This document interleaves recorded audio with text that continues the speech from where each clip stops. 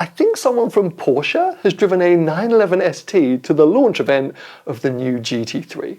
I think that's a pretty baller move, but they may have also accidentally one-upped the car they're about to unveil, because I'm a little bit more intrigued by what's in the car park than what's about to have the covers pulled off it. Maybe that's just me. Anyway, hello one and all, welcome to Seen Through Glass. Welcome to Mannheim, Germany. Yes, I'm here for the official launch of the new Porsche 911 GT3. I'm aware by the time this video comes out, GT3 is going to be old news because, well, it was a few days since this event. But I want to kind of take you behind the scenes, show you what happens at a global launch like this, but also give my kind of opinions and insights on the car because, well, newer viewers might not know, I actually own the now previous generation 2022 992.1 GT3. So I'm super intrigued to see what small ways they've kind of tried to improve that car, because in my mind it was already perfect. But over and above that, this year marks the 25th anniversary of the GT3, and they're going to have the full heritage lineup at tonight's event. So I cannot wait to check out some of the older cars. And finally, I'm going to be one of the first people in the world to experience the new car when I jump in for a lap around the Hockenheimring. So yes, even if you feel like you know everything there is to know about this latest GT3, stick around, because firstly, there might be some more surprises in the car park, but secondly, I'm going to show you how it was unveiled to the world and what it sounds like when it's at full chat on a racetrack.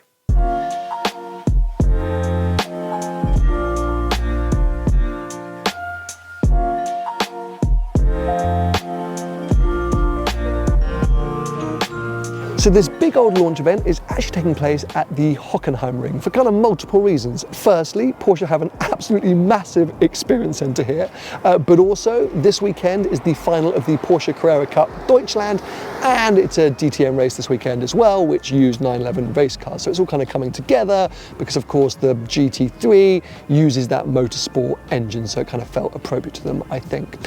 When I arrived here, the first thing I got asked was to sign up for my passenger lap experience, and I was given two options, either to go out in the touring variant or the winged variant, because the first time both sort of versions are launching at the same time. I chose the wing car because the driver is Jörg Bergmeister. Now, I actually met Jörg earlier this year at a big Porsche event in California. He's a legend. He also took me out for a drive in the GT4 RS at a GP Ice Race event a few years ago, and he regularly gets used to set the Nürburgring lap record, so I think he's going to know what he's doing out on track. Only slight issue is I've now found out that driving the touring is rally legend and Porsche icon Walter Röhrl, so I'm a bit like, oh, have I chosen the wrong car? Possibly, but it is what it is. There's no changing. Well, no better way to kick things off than with the origin story, the original GT3 from 1999. This is the 996 generation, denoted, of course, by the headlights. I just had a really interesting chat with Andreas Pruninger, who heads up the GT department. He actually wasn't working within the GT department when this thing was developed, but he did have some interesting insights, I guess, about this thing, which maybe I didn't even know, or I had forgotten. Firstly, this is a homologation special. Porsche built it because they wanted to go racing. So they were only supposed to make 200. I think they then realized it had some, well, commercial prowess, and they ended up making a whole load more. But apparently a lot of the people high up at Porsche were quite nervous about this thing. They didn't think it would be popular. And obviously 25 years later, we know that GT3 was insanely popular. On top of that, it was a bit of a parts bin car. And actually, if you look around it, it isn't as sort of overstated as GT3s became. It does just look like a Carrera with some kind of, you know, funny bumpers and things like that going on the rear wing. And that really is what it is. It was not as unique as the later cars became. I don't love this look. It's almost too slippery and simple for me. I much prefer the 996.2 generation. It stands out to me more, but it is obviously an icon. Apparently quite a monster. Aerodynamically, it wasn't that efficient, so it's a little bit sort of, well, sketchy. Quite aggressive drive, harsh ride. Yeah, a bit of a beast even in today's world. So I've never driven one. I'd love to have a go. It does look amazing, but yeah, it's the later cars that I think my heart really pines for. Nonetheless, super cool to see this right here. Well, I've made my way outside and we have a lineup of the previous generation GT3s. So we've got the 996.2 generation, so the second ever GT3 from 2002. I just still have such a soft spot for 996s. I know people didn't like these headlights, but I love them. And this car with the Porsche Motorsport white, the black wheels, oh, that thing is really working for me. But this looks great as well, the 997 generation with the more traditional headlights in this dark blue color, lovely as well. Then we move on to the 997.2 generation. I think this is one of the prettiest shapes on the modern 911. I love the tail lights on this era of 911, and the GT3 just looks aggressive and amazing, and the big old roll cage in the back. Then of course the 991.1 controversially was PDK only, but this is the first GT3 I ever drove, Mr. JWW's car, which wasn't a dissimilar spec to this one right here actually. But of course the 991.2 is when they brought the manual back and introduced the touring variant. This is when I fell in love with the GT3, and my Porsche obsession just got really, really bad. Of course I was driving the world in my 911 Carrera T, got the chance to drive quite a few of this era GT3 and just became obsessed, and somehow then ended up as the owner of a 992 generation, which is, yeah, still quite special to say, but it is very special to see all these cars here. And I have to say, they all have a justification or a reasoning for owning. I love that 996 though. Anyway, anticipation is building. We are now waiting the reveal of the latest GT3. We have seen this world premiere now, and hopefully we've been joined by hundreds of thousands of people live, but you are the only 35 people in the world who can now see, touch, smell the car. It's time to look at the car's personal, at the new 911 GT3 and the new 911 GT3 with touring package.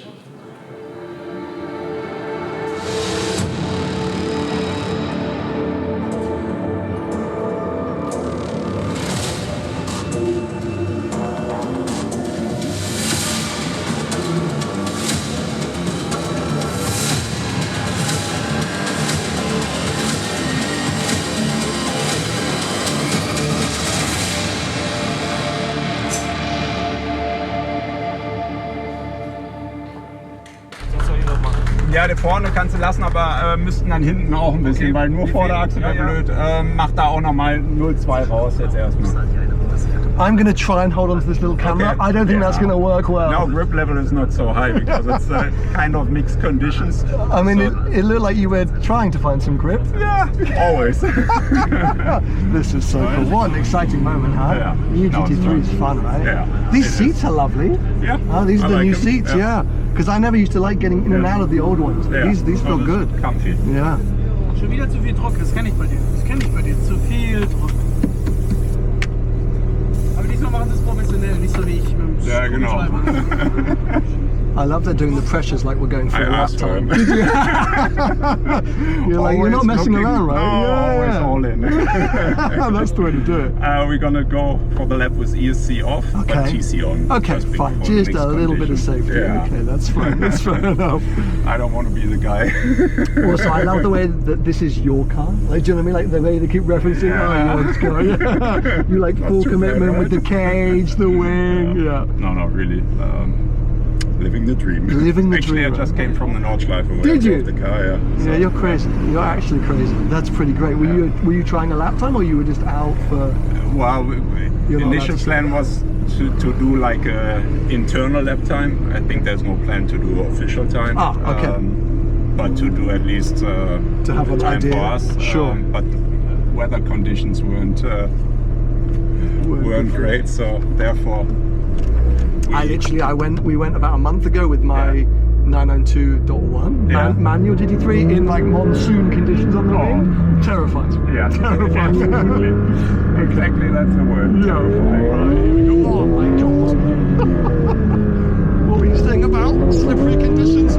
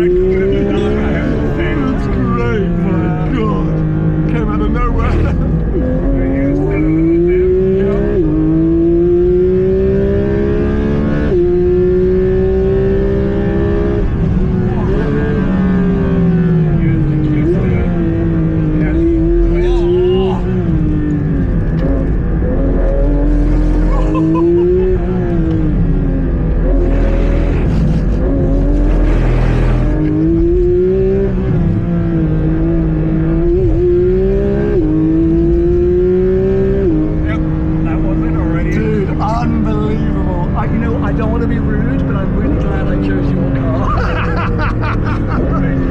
That was I think the main thing was because I wasn't expecting half that lap, so I was like, oh my god. Actually, it's really cool in the dark. Really cool in the dark. Wow. It's already a fun little track in the Yeah, you had a good day out, huh?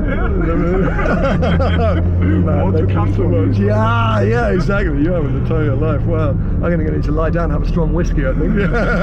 Very cool, man. Thank you so much. Alrighty. Very special. Enjoy the rest of your drive. You're going to be going quicker and quicker, aren't you? You're finding the grip now, I can tell. Yeah. The track is drying off, so obviously it's going to get quicker, yeah. I'll start timing you. No pressure. Thank you so much, mate. My pleasure. These passenger laps I get to go on. Oh, Jörg's insane. Like, he's clinically insane. Driving like that in the dark on a damp track. He's a madman, but I love him because he's also kind of hilarious. Anyway, let's catch up, let's debrief, because we haven't really had a chance to do that. I am making the assumption that you know everything about this new GT3. I'm not going to go into the intricate details, I'm just going to share my kind of initial impressions. Firstly, from the passenger seat, feels exactly like the outgoing 992.1 generation. I couldn't pick up on the nuanced differences from the passenger seat. I have to wait till I drive the thing to, you know, those little elements that have come through from the GT3 RS. How noticeable are they? I don't know. But the reason I chose to go out with Jörg in a winged, caged PDK car, which is completely different to the car that I own, is because, if you remember, about 18 months ago, I spent a lot of time on track in the passenger seat of Tony, who I host my podcast with, winged, PDK'd, caged car. So I felt like it was a better reference point, because I don't really spend much time in the passenger seat of my own car.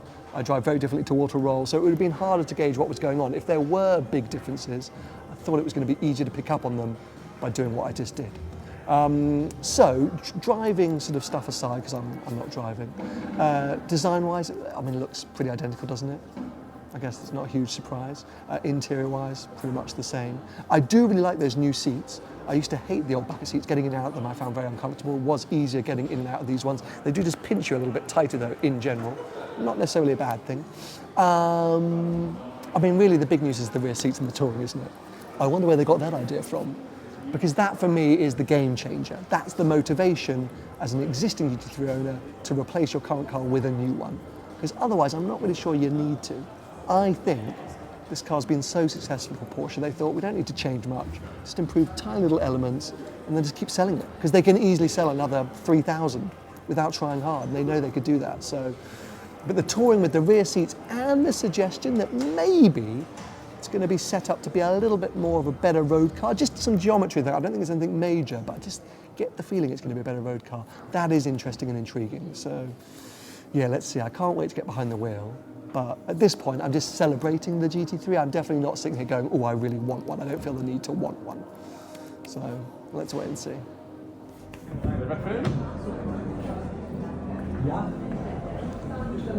Me.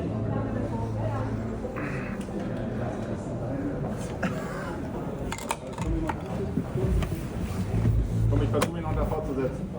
Rear seats, bro. Honestly, if I was a child, it's fine.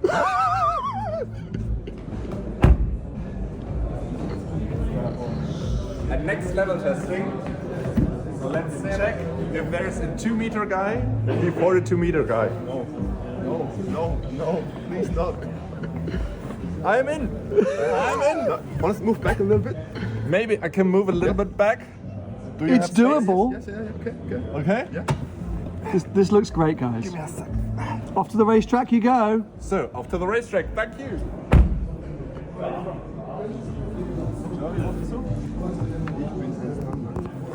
Ich bin 1,95. Nikolas? 1,87? 1,88? Move back a little. Okay, hold on. Lots of space. Yeah, that's alright. Yeah, that's okay. So no worries. The next drive to the bakery. The real question is, who needs a Maybach? Who needs a Maybach? This is ultimate luxury, 4-seater luxury.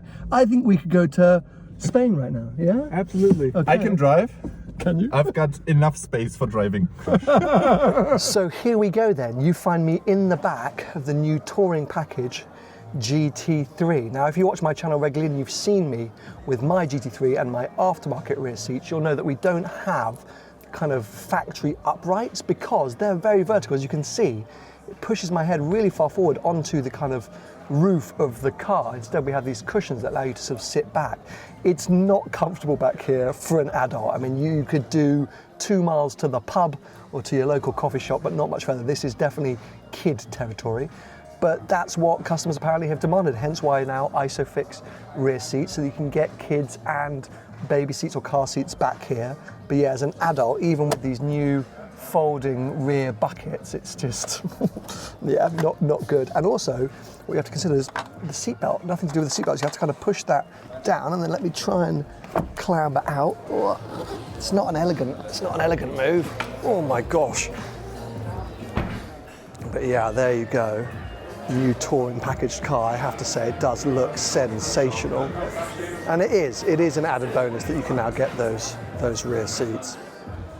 I do realise that the fact that the rear seats are potentially the most exciting thing about this new GT3 may feel a little off, but in a world of 1,000 horsepower hybrid cars, this is something refreshing about the fact that Porsche just listened to its customers. They didn't mess around with an already great formula, they just improved it where customers said it needed to be improved. There are new carbon bucket seats which are easy to get in and out of, they have sections that can be removed to make it easy to wear a helmet in the car, and they fold to allow access to the rear area. The options for rear seats with ISOFIX make the touring more usable than ever. And on top of that, there are now more customization options than ever before, with the Visac pack being introduced, as well as the lightweight pack. There's even a bespoke watch you can spec to perfectly match your car, from stitching to paint colour to wheel colour. GT3 customers weren't asking for 150 horsepower more or a hybrid system or reworked suspension. They just wanted all the above, so that's what Porsche made. Let's wait and see if the small mechanical changes have also improved the driving experience, but I suspect somehow yes. And even though it's had a price hike, 20k over when I got my car, it still represents a relative bargain in a world where Maseratis are 250 grand. As I said, right now as a 992.1 GT3 owner that has aftermarket rear seats, I don't see the need for an upgrade. But I can admit that the GT3 did just get that bit better. And it's always hard to say no to a new 911, so never say never.